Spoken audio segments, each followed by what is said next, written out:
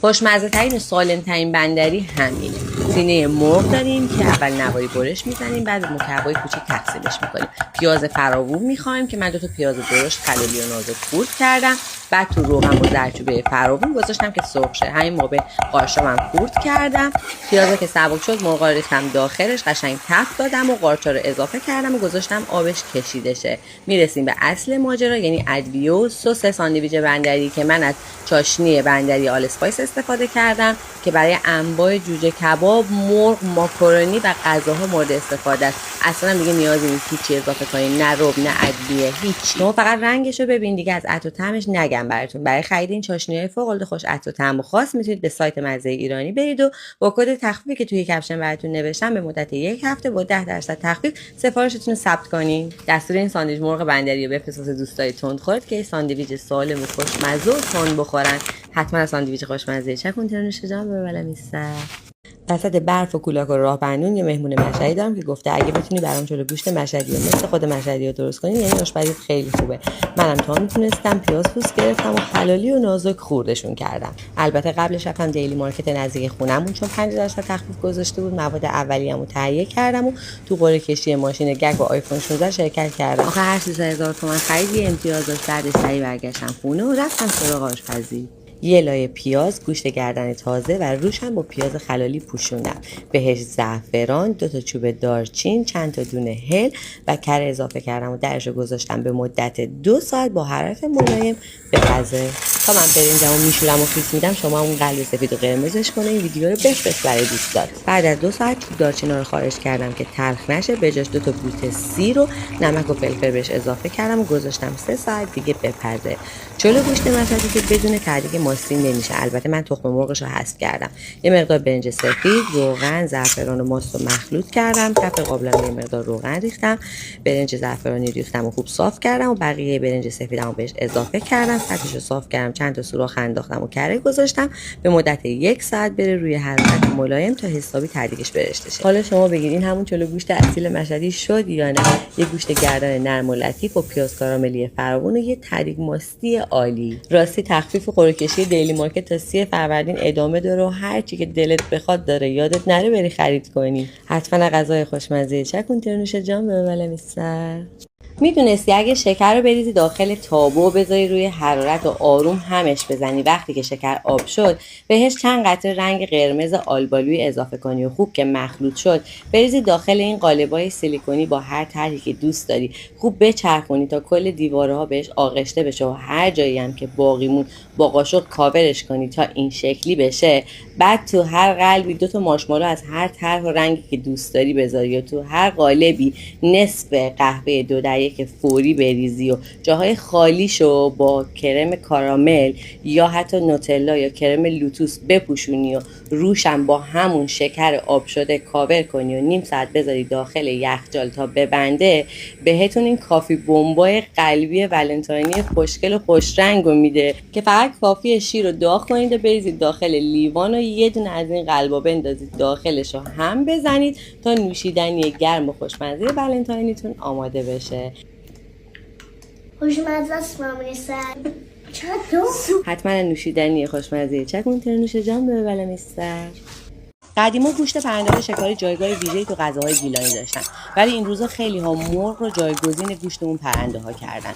مال و بابیج که از اون غذاهای اصیل و خیلی قدیمی گیلانیه که هم با ماهی هم گوشت شکار و هم مرغ درست میشه. چند تا تیکه مرغ رو با نمک و فلفل و زردچوبه مزه‌دارش میکنیم و دو طرفش رو تو روغن حسابی سرخ میکنیم تا بهشت شه. تا مرغمون سرخ شه 2 تا پیاز و پوست میگیریم و ساتوری رو ریز میکنیم. حتی میتونیم رندش هم بکنیم. 2 تا حب سیر میخوایم، اونم ریز خورد میکنیم که تو خورش زیر زبونمون نیاد. مرغای سرخ شده رو از گرمش خارج میکنیم، تو همون روغن پیازا رو تفت میدیم، طلایی سبکش و سیر اضافه میکنیم، یه کوچولو که تفت خورد رب گوجه اضافه میکنیم، خوب که تفت خورد رب آلوچه یا رب انار رو اضافه میکنیم. بعد مرغا رو میشینیم آب میریزیم، درش میبندیم تا جا بیفته. حتما این پست رو سیوش کن و بفرست برای دوستات که این غذای اصیل و قدیمی گیلانی فراموش نشه. حتما غذای خوشمزه چکون ترنوش جان ببلم میستر. کاش این حلوا رو زودتر درست میکردم. چرا؟ چون که دیگه سراغ حلواهای دیگه نمیرفتم. زرد و سفیدای تخم مرغ از هم جدا کردم. سفیده ها رو به همراه شکر و یه مقدار آب لیمو ریختم تو همزن. با دورتون اونقدر زدم که دیگه از ظرف نریزه. آرد و بیکینگ پودر رو دوبار الک کردم. میزان دقیق موادم تو کپشن براتون نوشتم، پس یادتون نره این پست رو ذخیره‌اش کنین. زرده های تخم مرغ رو به همراه وانیل ریختم توی همزن زدم. وقتی که کرم رنگ و کشدار شد بهش روغن و شیر رو اضافه کردم. مخلوط که شد قاشق قاشق آردم رو اضافه کردم. بعد تو 2 مرحله سفیده ها رو اضافه و با لیسک زیر و رو کردم. کف یه قالب کمربندی کاغذ روغنی گذاشتم و چربش کردم. مواد کیک رو ریختم داخلش، گذاشتم تو فر با دمای 180 درجه به مدت نیم ساعت. زعفران سرگلی که از زرپر زعفران تهیه کردم میریزم داخل این زعفران ساب که کارمو خیلی راحت کرده.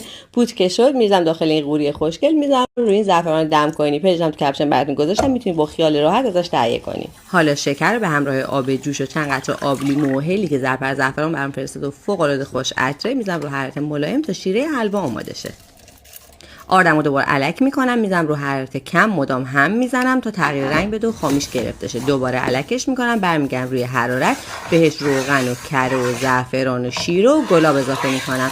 اگه یه مقدار حلواتون شل شد اصلا نگران نباشید، مدام که هم بزنید خودش رو جمع میکنه. کیک که خنک شد از وسط برشش میزنم، یه لایه برمیگردم داخل قالب کمربندی، دورش تلق میذارم، روش حلوا میریزم، دوباره یه لایه دیگه کیک و یه لایه حلوا، روشو صاف میکنم، قالبو جدا میکنم. هر مدلی که دوست داشتین میتونین تزیینش کنین. و این شد نتیجه کیک حلوای خوشگل و مجلسیمون. حتما حلوای خوشمزه چکون ترنوش جان به ولم ایستد. راحت ترین و خوشمزه ترین کبابی که بدون هیچ دنگ و فنگ و نیاز به منقل میتونید تو خونه درست کنید. کباب لاپولوی 2 رنگ، شیشمین کباب از چالش 10 کباب رستورانی دوم. ترکیب گوشت گوساله و گوسفند چرخ شده، پیاز رنده و آب گرفته شده و نمک و فلفل و حسابی مخلوط کنید. اگه دوست داشتین میتونید از گوشت گوسفند یا گوساله خالص استفاده کنید. میزان دقیق موادم تو کپشن براتون نوشتم. کف تابمون یه مقدار روغن میریزیم، گوشت رو خوب پهن میکنیم و دو طرفش رو سرخ میکنیم. تو همین مابین برنجمون یه مقدار زنده تر آبکش میکنیم، به 2 قسمت تقسیم میکنیم. یه قسمتش رو سماق میزنیم و مخلوط میکنیم، به یه قسمت دیگه‌ش هم زعفرون میزنیم و حسابی مخلوط میکنیم. حالا کف قابلمه‌مون یه مقدار روغن میریزیم، اول یه لایه از برنج زعفرونی میریزیم، بسرش رو گودتر میکنیم و لبه‌ها رو به سمت بالا میدیم. گوشتمون رو که سرخ کردیم میذاریم وسطش و روش رو با برنج سماقی پر میکنیم، سطحش رو صاف میکنیم، میذاریم روی حرارت ملایم به مدت 45 دقیقه تا دم بکشه و تهدیگش ببنده. از اونجایی که کباب بدون گوجه نمیشه و ما هم منقل نداریم، پس گوجه هامون حلقه حلقه میکنیم و سرخ میکنیم. ببین این کباب لاپولو انقدر خوشمزه است که همون حس و حال کباب پای منقل رو بهت میده. اگه خوشت اومد حتما لایکش کن و این پست رو ذخیره‌اش کن و بفرست برای دوستات. در ضمن دستور 15 تا کباب خوشمزه دیگه هم تو پیج گذاشتم، دوست داشتی ببین. حتما کباب خوشمزه چکون ترنوش جان به ولم ایستد. اگه بری رستوران همچین پلو کبابی بزنن جلو چیکار می‌کنی؟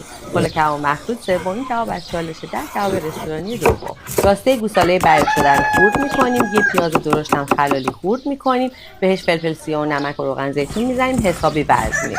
گوشتا رو به همراه یه قاشق ماست چکیده اضافه می‌کنیم و ورز می‌دیم، 12 ساعت می‌ذاریم توی یخ. وقتی مواد به خوردش رفت، گوجه و گوشتا رو به سیخ می‌زنیم، با پشت چاقو گوشتا رو ساتوری می‌کنیم، یه آتیش مشتی می‌گیریم، اول گوجه رو می‌ذاریم نیم پس که شد، گوشت هم می‌ذاریم روی منقل. ببین به این روش گوشت تو دهنت آب میشه. حالا یه مقدار کره بریز توی قابلمه، گوجه کبابی رو توش له کن، چنجار هم بریز داخلش، پلوکته مشتی هم که گذاشتی به همراه سماق بریز توش، درشو ببند، حسابی تکون بده. اگه دوست داشتی روش گردو و باقالی و اشتبلم بریز که دیگه یه مخلوط جذاب فوق‌العاده بشه. این ویدیو رو هم لایک و سیوش کن. حتما غذای خوشمزه چکون ترنوش جان به ولم ایستد.